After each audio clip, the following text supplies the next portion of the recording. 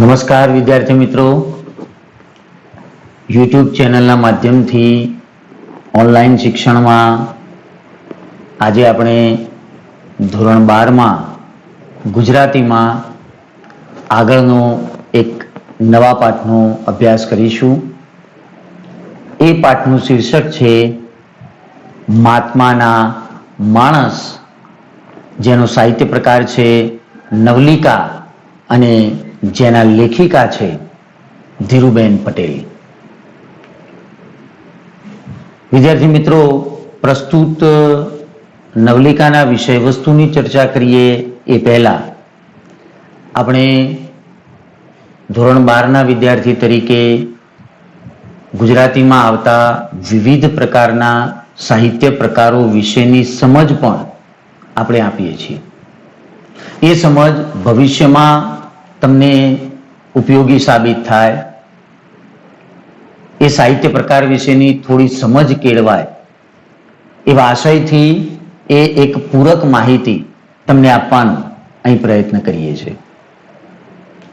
અગાઉ પણ જ્યારે આપણે નવલિકાના પાઠો જોયા હતા ત્યારે પણ આપણે સાહિત્ય પ્રકાર તરીકે નવલિકાની ચર્ચા કરી જ હતી.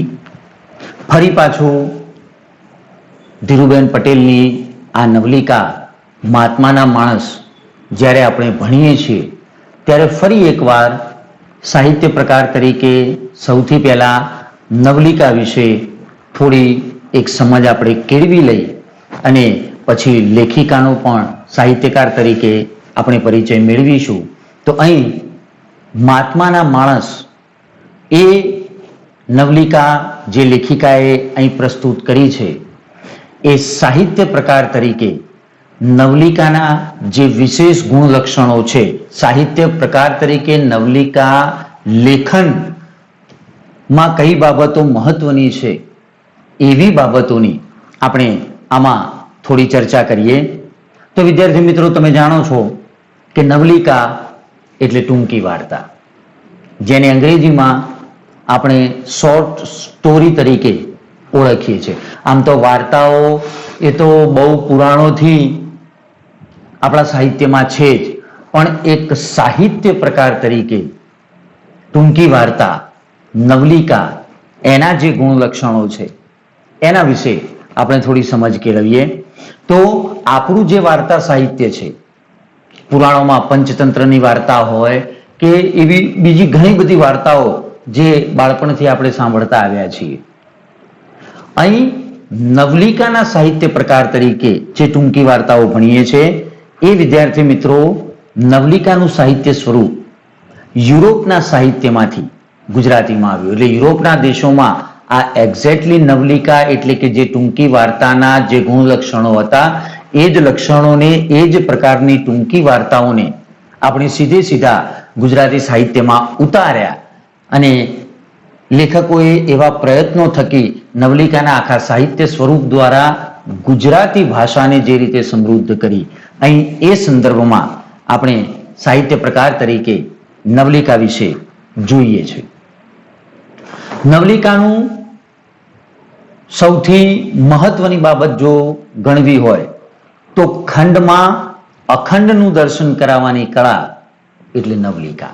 આ નવલિકા ખંડમાં અખંડ, ખંડ એટલે વિસ્તૃત, સમગ્ર હોય એવું, અને એક કેટલોક ભાગ અખંડ જે સમગ્ર સૃષ્ટિમાં પડ્યું છે એનો કેટલોક ભાગ, ખંડ એટલે ભાગ અને અખંડ એટલે સમગ્ર, સમગ્રમાંથી કેટલાક એવા વિષય વસ્તુને, કેટલીક એવી બાબતોને લેખકો સાહિત્યમાં લઈ આવે છે અને ખંડમાં અખંડનું દર્શન કરાવે. બહુ જ ટૂંકાણમાં, બહુ સંક્ષેપમાં, પણ અસરકારક રીતે સમગ્ર ભાવને તમારી સામે જે રીતે રજૂ કરવાનો આશય સાહિત્યકારનો હોય છે એ નવલિકાનું જમા પાસું છે.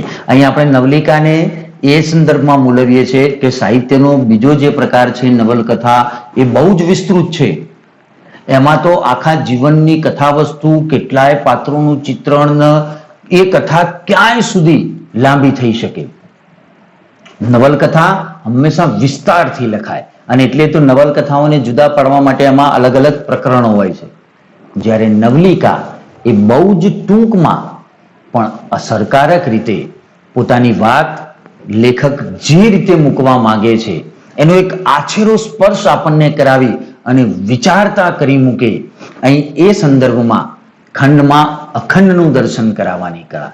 એટલે બહુ જ થોડા શબ્દોમાં, થોડા પાત્રો દ્વારા, એક થોડી જ કથાવસ્તુ દ્વારા બહુ અસરકારક નિરૂપણ આવા નવલિકાના સાહિત્ય ક્ષેત્રમાં જોવા મળે છે.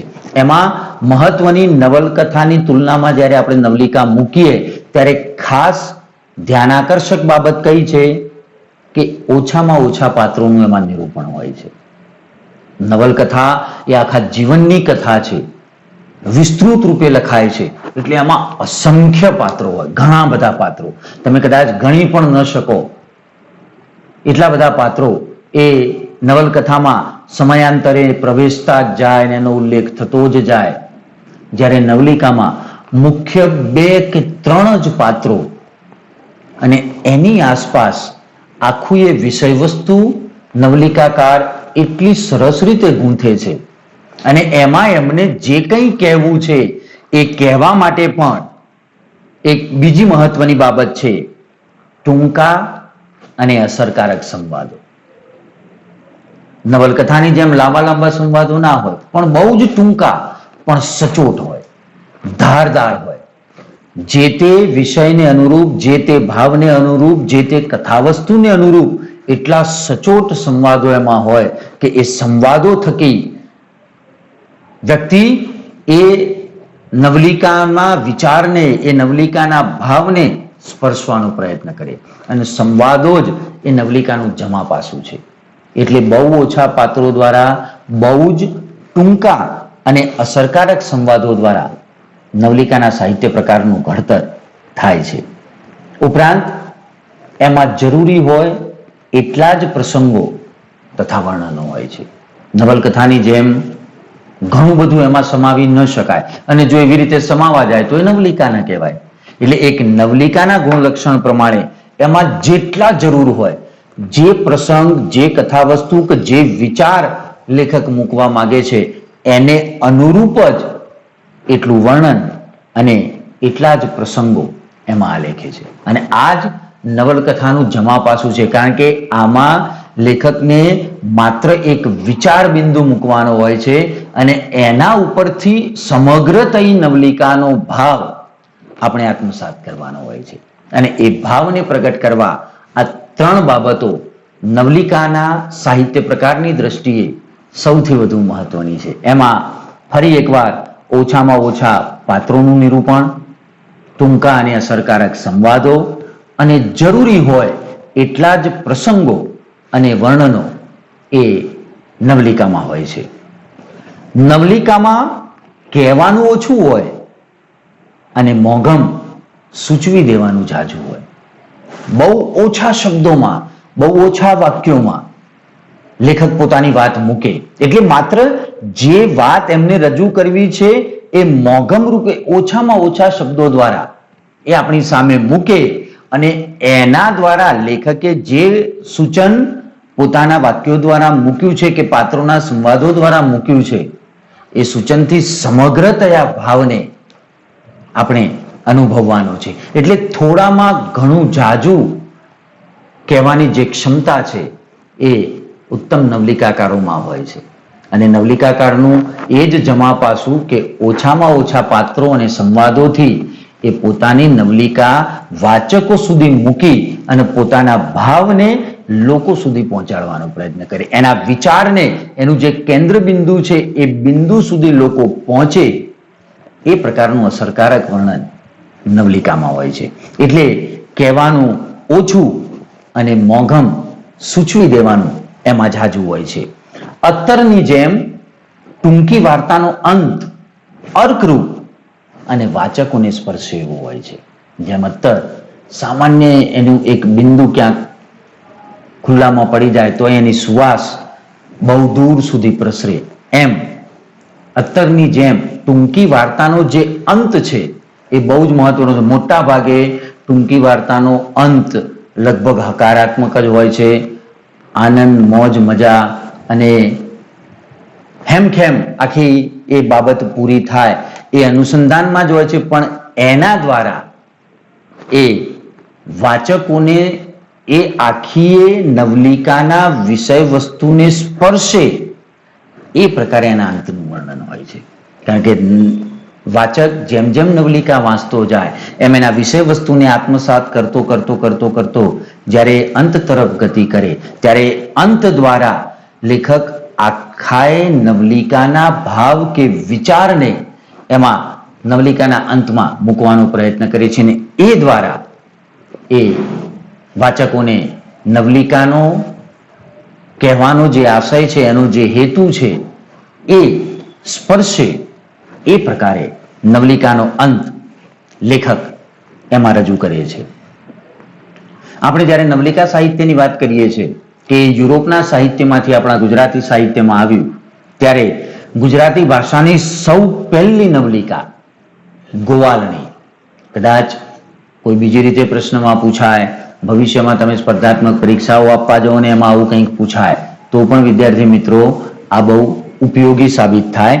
સૌ પહેલી ગુજરાતી સાહિત્યની નવલિકા ગોવાલણી અને એના સર્જક કંચનલાલ મહેતા, જે મલિયાનીલ ઉપનામથી જાણીતા હતા. એમનું પૂરું નામ કંચનલાલ વાસુદેવ મહેતા, જેમનું ઉપનામ હતું મલિયાનીલ, અને એમણે સૌ પ્રથમ ગોવાલણી નામે નવલિકાની રચના કરી ગુજરાતી સાહિત્યમાં નવલિકા ક્ષેત્રની શરૂઆત કરેલી. એમણે શરૂઆત કર્યા પછી ગુજરાતી સાહિત્યમાં ઘણા બધા એવા સાહિત્યકારો આવ્યા જેમણે ઉત્તમ પ્રકારની નવલિકાઓ સાહિત્યને આપી, વાચકોને સ્પર્શે એ રીતે એમાં જુદા જુદા પ્રકારના પ્રસંગોને નિરૂપી અને એક ઉત્તમ સાહિત્ય એમણે પૂરું પાડવાનો પ્રયત્ન કર્યો છે. અને એવા ઉત્તમ સાહિત્યકારોમાં જોઈએ તો ધૂમકેતુ, સ્નેહરશ્મિ, ઝવેરચંદ મેઘાણી વગેરે. આ સિવાય પણ ઘણા બધા સાહિત્યકારો છે. અહીં તમને ખાલી નામ આપ્યા કે આ ગુજરાતી સાહિત્યના ઉત્તમ, કારણ કે ધૂમકેતુનું જ્યારે આપણે નામ લઈએ ત્યારે વિદ્યાર્થી મિત્રો તમે જાણતા જ હશો કે ધૂમકેતુની પોસ્ટ ઓફિસ નવલિકા જે વિશ્વ સાહિત્યની ટોપ 10 નવલિકાઓમાં સ્થાન પામી છે. અને એ પોસ્ટ ઓફિસ અંગ્રેજીમાં ધ લેટર નામે અનુવાદિત થયેલી, અને એ નવલિકા વિશ્વની, ખાલી ગુજરાતી કે ભારતીય સાહિત્યની નહીં, વિશ્વ સાહિત્યની ટોપ 10 નવલિકાઓમાં એનું સ્થાન છે. ઝવેરચંદ મેઘાણીને પણ આપણે જાણીએ છીએ કે એમણે રાષ્ટ્રીય શાયર તરીકેનું ઉપનામ મેળવી અને ગુજરાતી સાહિત્યમાં લોકકથાઓની સાથે સાથે નવલિકા ક્ષેત્રમાં પણ આગવું ખેડાણ કરી અને પોતાની ભૂમિને એમણે સમગ્ર ગુજરાતી સાહિત્યમાં મૂકી અને લોકો સુધી પહોંચાડવાનો પ્રયત્ન કર્યો. એટલે ગુજરાતી સાહિત્યમાં આવા ઘણા બધા સાહિત્યકારો છે જેમણે ગુજરાતી સાહિત્યને પોતાની કલમથી સમૃદ્ધ બનાવવાનો પ્રયત્ન કર્યો છે.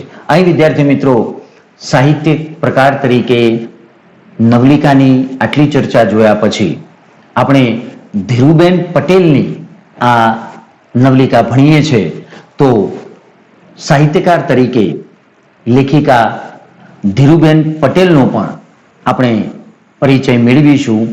તો લેખિકા ધીરુબેન ગોરધનભાઈ પટેલ એમનું પૂરું નામ, અને એમનો જન્મ 29/5/1926 વડોદરામાં થયો હતો.